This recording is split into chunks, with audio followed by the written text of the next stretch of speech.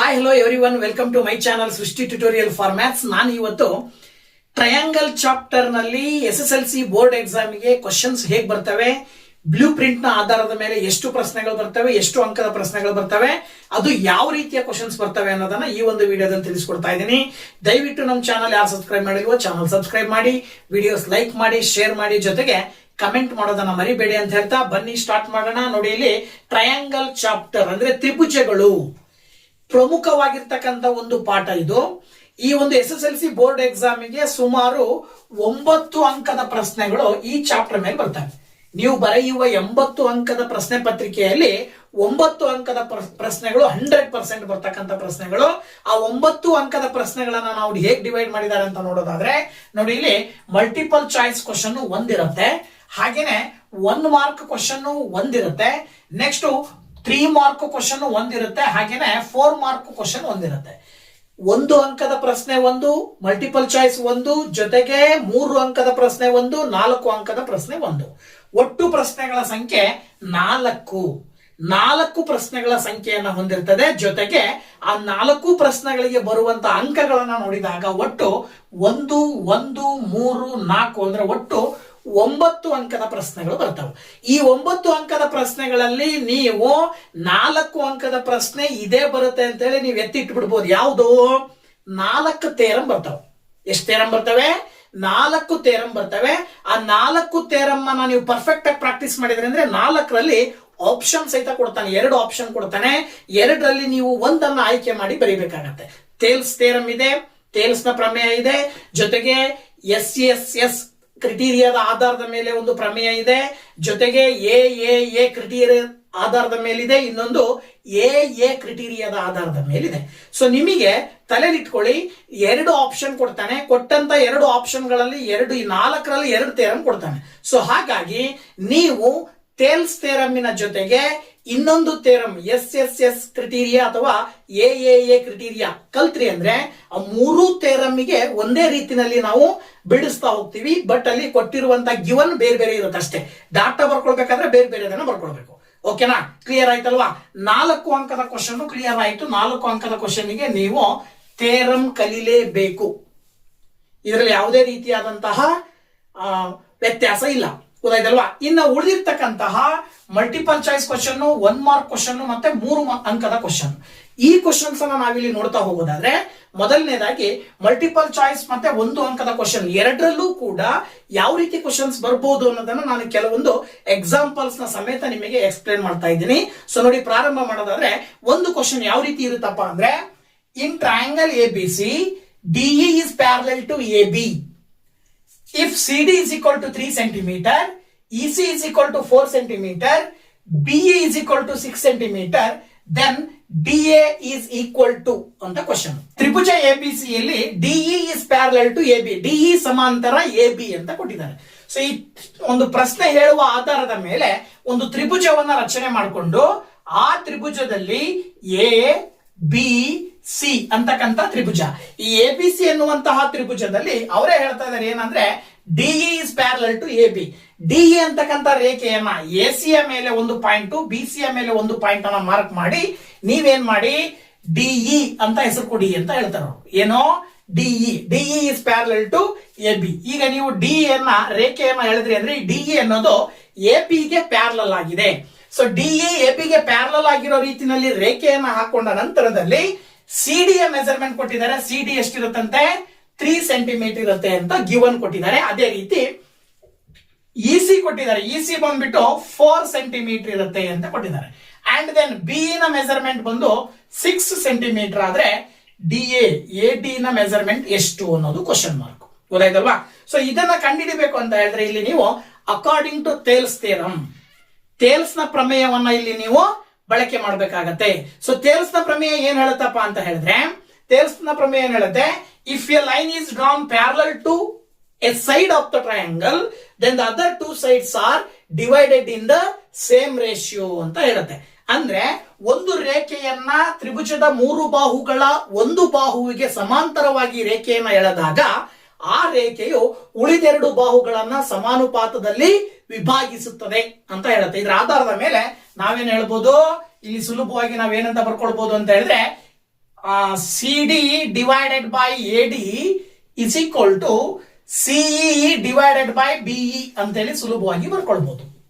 ನೋಡಿ, C D divided by A D is equal to CE divided by BE ಅಂತೇಳಿ ಟೇಲ್ಸ್ನ ಥಿಯರಮಿನ ಆಧಾರದ ಮೇಲೆ ಬರ್ಕೊಂಡಿದ್ದೀರಾ. ಈ ರೀತಿ ಬರ್ಕೊಂಡ ನಂತರ ಇಲ್ಲಿ ವ್ಯಾಲ್ಯೂಸ್ ಅನ್ನ ಸಬ್ಸ್ಟಿಟ್ಯೂಟ್ ಮಾಡ್ತೀರಾ.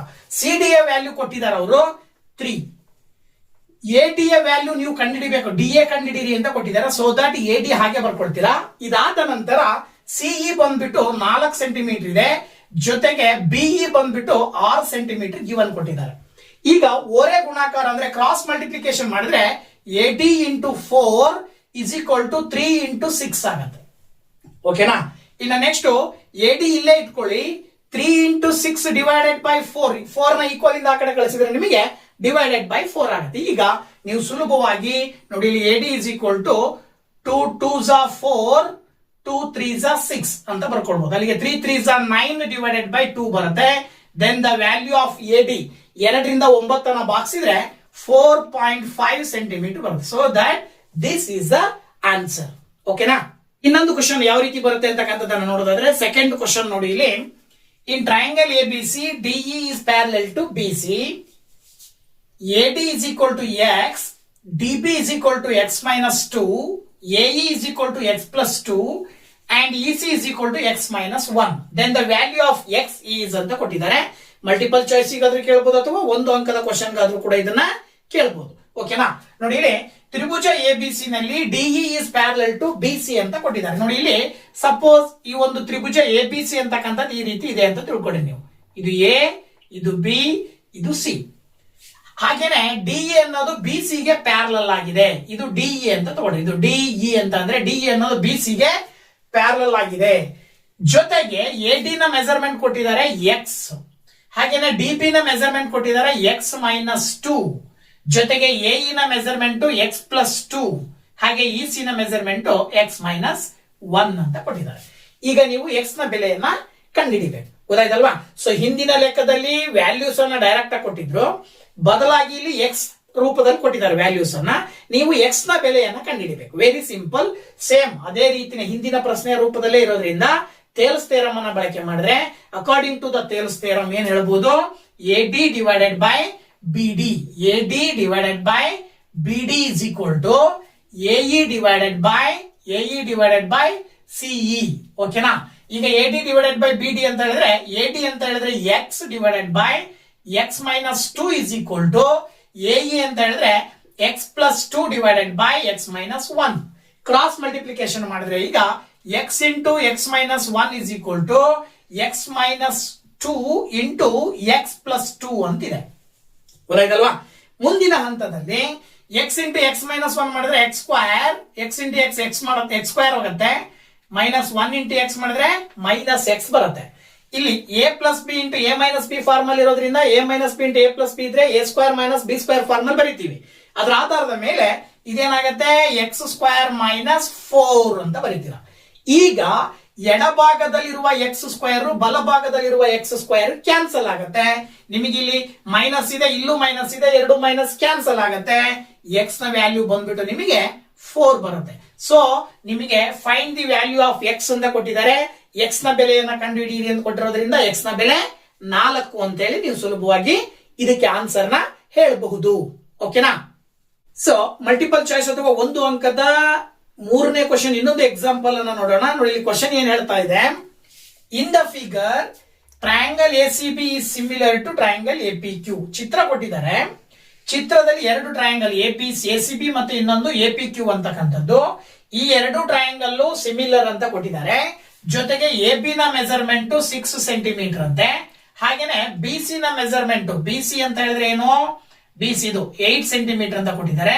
ಜೊತೆಗೆ ಪಿ ಕ್ಯೂ ನ ಮೆಜರ್ಮೆಂಟ್ ಕೊಟ್ಟಿದ್ದಾರೆ. ಪಿ ಕ್ಯೂ ನ ಮೆಜರ್ಮೆಂಟ್ ಎಷ್ಟು? 4 ಸೆಂಟಿಮೀಟರ್ ಅಂತ ಹೇಳಿ. Then the length of A Q, ಈ ಎ ಕ್ಯೂ ನ ಲೆಂತ್ ಅನ್ನ ಕಂಡುಹಿಡಿಯಬೇಕು. ಒಂದು ಇಲ್ಲಿ ಏನ್ ಮಾಡಬಹುದು ನೀವು ಸುಲಭವಾಗಿ ಅಂತ ಹೇಳಿದ್ರೆ, ಎ ಕ್ಯೂ ನ ಲೆಂತ್ ಕಂಡುಹಿಡಿಯಕ್ಕೆ ಕೇಳಿರೋದ್ರಿಂದ ಡೈರೆಕ್ಟ್ ಆಗಿ ನೀವು ಇವೆರಡು ಟ್ರಯಾಂಗಲ್ ಸಿಮಿಲರ್ ಆಗಿದಾವೆ ಅಂತ ಹೇಳಿದ್ರೆ ಬಿಸಿ ಗೆ ಕರೆಸ್ಪಾಂಡಿಂಗ್ ಸೈಡ್ ಪಿ ಕ್ಯೂ ಆಗುತ್ತೆ.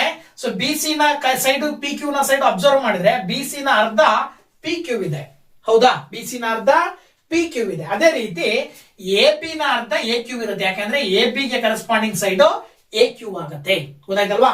ಸೊ ಅದೇ ರೀತಿ ಇಲ್ಲಿ ಕೊಟ್ಟಿರುವ ಚಿತ್ರದಲ್ಲಿ ಎ ಸಿ ಬಿ ಸಮರೂಪ ಎ ಪಿ ಕ್ಯೂ ಆದರೆ ಎ ಬಿ ನ ಮೆಜರ್ಮೆಂಟ್ ಕೊಟ್ಟಿದ್ದಾರೆ 6 ಸೆಂಟಿಮೀಟರ್, ಬಿ ಸಿ ಕೊಟ್ಟಿದ್ದಾರೆ 8 ಸೆಂಟಿಮೀಟರ್ ಮತ್ತು ಪಿ ಕ್ಯೂ ಕೊಟ್ಟಿದ್ದಾರೆ 4 ಸೆಂಟಿಮೀಟರ್ ಆದ್ರೆ ಎ ಕ್ಯೂ ನ ಉದ್ದ ಅಂತ ಕೇಳಿದ್ದಾರೆ. ಸೊ ಇಲ್ಲಿ ನಾನು ಹೇಳಿದ್ದು ಹಾಗೆ ಆಗ್ಲೇ ಹೇಳಿದಾಗ ಏನ್ ಮಾಡ್ಬೇಕು ನೀವು, ಬಿ ಸಿ ನ ಅರ್ಧ ಪಿ ಕ್ಯೂ ಆಗಿರೋದ್ರಿಂದ ಎ ಬಿ ನ ಅರ್ಧ ಎ ಕ್ಯೂ ಆಗಿರುತ್ತೆ. 6ರ ಅರ್ಧ ಅಂದ್ರೆ 3 ಸೆಂಟಿಮೀಟರ್. ಡೈರೆಕ್ಟ್ ಆಗಿ ನೀವು A Q is equal to 3 centimetre ಅಂತ ಬರೀಬಹುದು.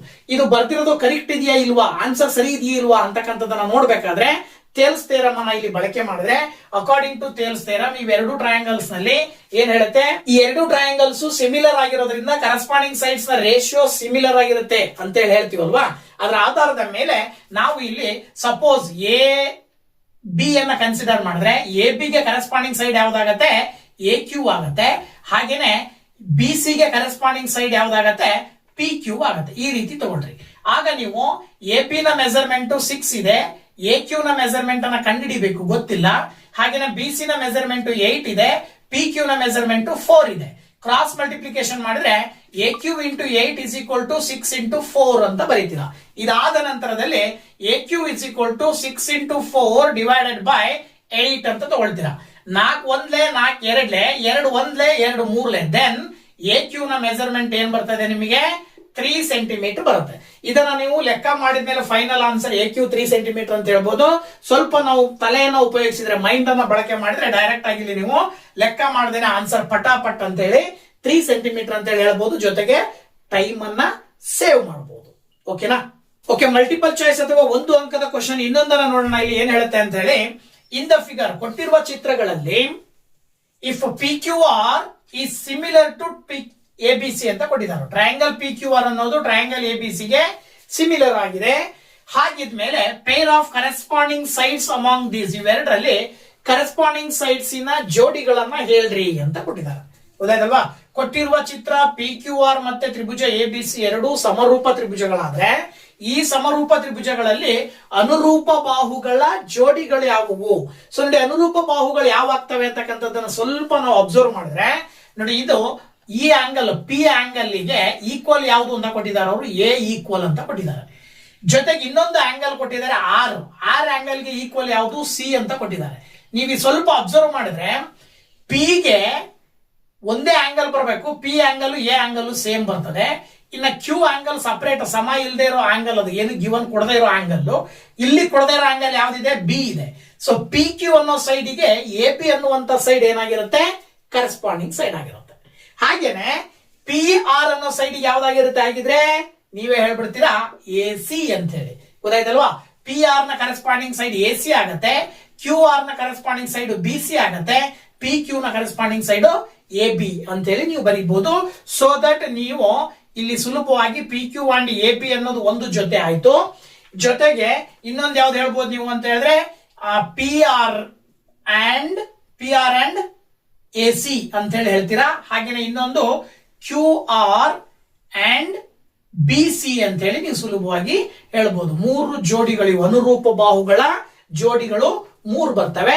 ನಿಮಗೆ ಕೆಳಗಡೆ ಆಪ್ಷನ್ ಅಲ್ಲಿ ಕೊಟ್ರೆ, ಆಪ್ಷನ್ ಅಲ್ಲಿ ಯಾವ್ದು ಕೊಟ್ಟಿರ್ತಾರೆ ಅದನ್ನ ಮಾತ್ರ ಚೂಸ್ ಮಾಡಿ, ಒಂದನ್ನ ಸರಿಯಾದ ಉತ್ತರ ಕೊಟ್ಟು ಇನ್ನು ಉಳಿದಿರೋ 3 ಬೇರೆ ಬೇರೆ ಕೊಟ್ಟಿರ್ತಾರೆ. ಆಪ್ಷನ್ ಕೊಡದೇನೆ ಡೈರೆಕ್ಟ್ ಆಗಿ ನೇರವಾಗಿ ಒಂದು ಅಂಕದ ಕ್ವಶನ್ ಕೊಟ್ರೆ ಈ 3 ಆನ್ಸರ್ ಬರೀಬೇಕಾಗತ್ತೆ.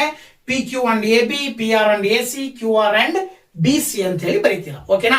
ಸೊ ಇದು ಮಲ್ಟಿಪಲ್ ಚಾಯ್ಸ್ ಗೆ ಅಥವಾ ಒಂದು ಅಂಕದ ಕ್ವಶನ್ ಬರುವಂತ ಕೆಲವೊಂದು ಮಾಡೆಲ್ ಕ್ವಶನ್ಸ್ ನಿಮಗೆ ತಿಳಿಸಿದೀನಿ. ಇದರ ಜೊತೆಗೆ ಇನ್ನೊಂದು ಕ್ವಶನ್ ಬರ್ತದೆ, ಏನು ಅಂತ ಹೇಳಿದ್ರೆ ಥೇರಮ್ಗಳ ಸ್ಟೇಟ್ಮೆಂಟ್ಸ್. 4 ಥೇರಮ್ಸ್ ಏನ್ ಬರ್ತವೆ, ಆ 4 ಥೇರಮ್ಸ್ ನ ಸ್ಟೇಟ್ಮೆಂಟ್ ಅನ್ನ ಬರೀರಿ. ಎಸ್ಪೆಷಲಿ ಥೇಲ್ಸ್ ಥೇರಮಿನ ಸ್ಟೇಟ್ಮೆಂಟ್ ಬರೆಯಕ್ಕೆ ಕೇಳ್ತಾರೆ. ಸ್ಟೇಟ್ ದ ಥೇಲ್ಸ್ ಥೇರಮ್ ಅಂತ ಹೇಳಿ ಕೇಳ್ತಾರೆ, ಅಥವಾ ಸ್ಟೇಟ್ ಬಿಪಿಟಿ ಬೇಸಿಕ್ ಪ್ರಪೋರ್ಷನಾಲಿಟಿ ಥಿಯರಮಿನ ಸ್ಟೇಟ್ಮೆಂಟ್ ಬರೆಯಿರಿ ಅಂತ ಕೇಳ್ತಾರೆ. ಅಥವಾ ಇನ್ನೊಂದು ರೀತಿಯಲ್ಲಿ ಏನ್ ಕೇಳಬಹುದು ಅಂತ ಹೇಳಿದ್ರೆ, ಯಾವಾಗ 2 ಟ್ರಯಾಂಗಲ್ಸ್ ಅನ್ನ ಸಿಮಿಲರ್ ಅಂತ ಕರಿತೀವಿ. If 2 triangles are similar, the conditions are 2 conditions are ಅಂತ ಕೊಡ್ತಾರೆ. 2 ಟ್ರಯಾಂಗಲ್ ಅನ್ನ ನಾವು 2 ತ್ರಿಭುಜಗಳನ್ನ ಸಮರೂಪ ತ್ರಿಭುಜಗಳು ಅಂತ ಕರಿಬೇಕು ಅಂದ್ರೆ ಇರಬೇಕಾದಂತ 2 ನಿಯಮಗಳು ಯಾವುವು ಅಂತ ಕೇಳ್ತಾರೆ. ಆ 2 ನಿಯಮಗಳನ್ನ ನೆನ್ಪಿಟ್ಕೊಳ್ಬೇಕು ನೀವು. ಏನವು 2 ನಿಯಮಗಳು? All corresponding angles are equal. If all corresponding angles are equal, or if all corresponding sides are in the same ratio. ಈ ಎರಡು ಕಂಡೀಷನ್ನಿನ ಆಧಾರದ ಮೇಲೆ ನೀವು ಎರಡು ಟ್ರಯಾಂಗಲ್ ಅನ್ನ ಸಿಮಿಲರ್ ಅಂತ ಕರಿತೀರಿ. ಸೊ ಈ ಒಂದು ಕಂಡೀಷನ್ ಗೆ ಸಂಬಂಧಪಟ್ಟಂತ ಪ್ರಶ್ನೆಗಳು ಕೂಡ ಇರುವ ಸಾಧ್ಯತೆ ಇರ್ತದೆ. ಓಕೆನಾ? ಸೊ ಮಲ್ಟಿಪಲ್ ಚಾಯ್ಸ್ ಮತ್ತೆ ಒಂದು ಅಂಕದಲ್ಲಿ ಯಾವ ಕ್ವಶನ್ಸ್ ಬರ್ತವೆ, ಹೇಗ್ ಬರ್ತವೆ ಅನ್ನೋದನ್ನ ತಿಳಿಸ್ಕೊಟ್ಟಿದ್ದೀನಿ. ನೆಕ್ಸ್ಟ್ 3 ಅಂಕದ ಕ್ವಶನ್ ಇದೇ ಚಾಪ್ಟರ್ ಮೇಲೆ ಒಂದು ಕ್ವಶನ್ ಥಿಯರಮಿನ ಆಧಾರದ ಮೇಲೆ 100% ಇರುತ್ತೆ. ಸೊ ಥಿಯರಮಿನ ಆಧಾರದ ಮೇಲೆ ಇರುವ 3 ಅಂಕದ ಕ್ವಶನ್ ಅನ್ನ ಹೇಗ್ ಸಾಲ್ವ್ ಮಾಡೋದು, ಜೊತೆಗೆ ಯಾವ ರೀತಿಯ ಕ್ವಶನ್ಸ್ ಬರಬಹುದು ಅನ್ನೋದಕ್ಕೆ ಸಂಬಂಧಪಟ್ಟ ಹಾಗೆ ಕೆಲವು ಪ್ರಶ್ನೆಗಳನ್ನ ನಿಮ್ ಜೊತೆ ಹಂಚ್ಕೊಳ್ತಾ ಇದ್ದೀನಿ. ಓಕೆನಾ? ನೆಕ್ಸ್ಟ್ 3 ಅಂಕದ ಕ್ವಶನ್ಸ್ ಯಾವ ರೀತಿ ಬರ್ತವೆ ಅನ್ನೋದನ್ನ ನೋಡೋದಾದ್ರೆ, ನೋಡಿ ಇಲ್ಲಿ ಒಂದು ಕ್ವಶನ್ ಎಕ್ಸಾಂಪಲ್ ಆಗಿ ನಾನು ತೋರಿಸ್ತಾ ಇದ್ದೀನಿ. ಸೊ ನೋಡಿ ಇಲ್ಲಿ ಕ್ವಶನ್ ಹೇಗಿರುತ್ತೆ ಅಂದ್ರೆ, ಇನ್ ದ ಫಿಗರ್ ಚಿತ್ರ ಕೊಟ್ಟಿರ್ತಾರೆ, ಆ ಚಿತ್ರದಲ್ಲಿ ಏನೇನ್ ಕೊಟ್ಟಿರ್ತಾರೆ ಅನ್ನೋದನ್ನ ಗಿವನ್ ಇಲ್ಲಿ ಸ್ಟೇಟ್ಮೆಂಟ್ ರೂಪದಲ್ಲಿ ಕೊಟ್ಟಿರ್ತಾರೆ. ನೋಡಿ ಇಲ್ಲಿ ಎ ಬಿ ಸಿ, ಯಾವ್ದ್ಯಾವ್ದು A B C are points on O P. ನೋಡಿ O P and then O Q and O R respectively such that AB is parallel to PQ. ಮತ್ತೇನ್ ಕೊಡ್ತಾರೆ ಗಿವನ್, AB ಅನ್ನೋದು PQ ಗೆ parallel ಆಗಿದೆ, ಹಾಗೇನೆ AC is parallel to PR. Show that BC is parallel to QR ಅಂತ ಕೊಟ್ಟಿದ್ದಾರೆ. ಅಂದ್ರೆ ಕೊಟ್ಟಿರುವ ತ್ರಿಭುಜದಲ್ಲಿ ABC ಅಂತಕ್ಕಂಥವು OP ಮತ್ತೆ OQ ಮತ್ತೆ OR ಗಳ ಮೇಲಿದ್ರೆ, ಜೊತೆಗೆ AB ಅನ್ನೋದು PQ ಗೆ ಸಮಾಂತರವಾಗಿದೆ, ಹಾಗೇನೆ AC ಅನ್ನೋದು PR ಗೆ ಸಮಾಂತರವಾಗಿದೆ. ಹಾಗಿದ್ಮೇಲೆ ನೀವು ಏನ್ ಪ್ರೂವ್ ಮಾಡ್ಬೇಕಂತೆ, BC ಎನ್ನುವಂತದ್ದು QR ಗೆ ಸಮಾಂತರದಲ್ಲಿದೆ ಅನ್ನೋದನ್ನ ಪ್ರೂವ್ ಮಾಡ್ಬೇಕು. ಸೊ ಇದನ್ನ ಹೇಗ್ ಪ್ರೂವ್ ಮಾಡೋದು ಅಂತಕ್ಕಂಥದ್ದನ್ನ ನಾವಿಲ್ಲಿ ನೋಡ್ತಾ ಹೋಗೋದಾದ್ರೆ, ಮೊದಲನೇದಾಗಿ in triangle PQR, in triangle PQR, Tribhuja PQR ನಲ್ಲಿ ನೀವು ಒಂದ್ ಸ್ವಲ್ಪ ಅಬ್ಸರ್ವ್ ಮಾಡಿದ್ರೆ ಗಿವನ್ ಏನ್ ಕೊಟ್ಟಿದ್ದಾರೆ, A B is parallel to P Q ಅಂತ ಕೊಟ್ಟಿದ್ದಾರೆ ತಾನೆ. ಅಥವಾ ನೀವು ತ್ರಿಭುಜ ಓ ಪಿ ಕ್ಯೂ ಅಂತಾನೆ ಕನ್ಸಿಡರ್ ಮಾಡ್ಬಿಡಿ. ನೀವು ತ್ರಿಭುಜ ಓ ಪಿ ಕ್ಯೂ, ಈ ಓ ಪಿ ಕ್ಯೂ ಅಂತಕ್ಕಂಥ ತ್ರಿಭುಜದಲ್ಲಿ ಗಿವನ್ ಏನ್ ಕೊಟ್ಟಿದ್ದಾರೆ, ಎ ಬಿ ಸಮಾಂತರ ಪಿ ಕ್ಯೂ ಅಂತ ಕೊಟ್ಟಿದ್ದಾರೆ.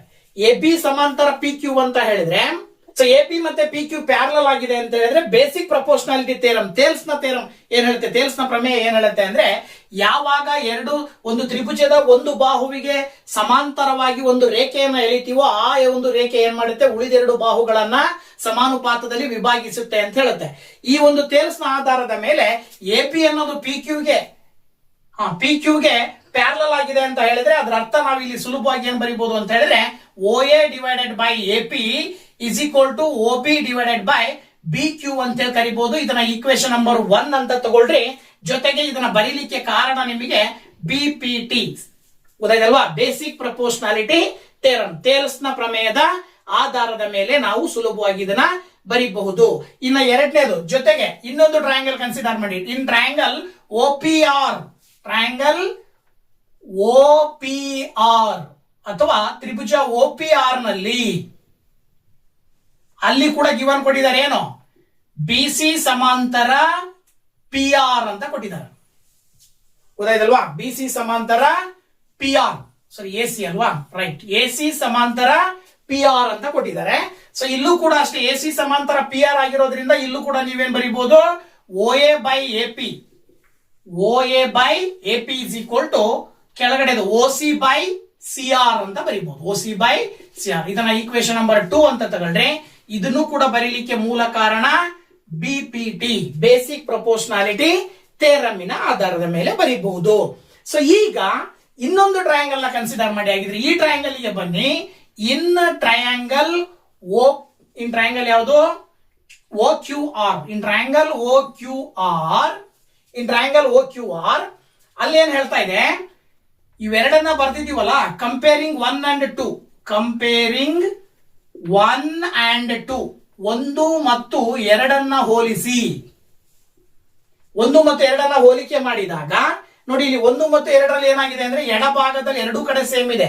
OA ಬೈ AP ಮೇಲ್ಗಡೆ ಇದೆ, ಕೆಳಗಡೆನೂ ಕೂಡ OA ಬೈ AP ಇದೆ. ಎರಡೂ ಸಮೀಕರಣದ ಎಡಬದಿ ಸಮ ಇದೆ ಅಂದ್ರೆ ಎರಡೂ ಸಮೀಕರಣದ ಬಲಬದಿಗಳು ಸಮ ಇರ್ತವೆ. ಇದರ ಆಧಾರದ ಮೇಲೆ ನೀವೇನ್ ಬರೀಬಹುದು, OB by BQ is equal to OC by CR ಅಂತ ಹೇಳಿ ನೀವು ಸುಲಭವಾಗಿ ಬರೀತೀರಾ.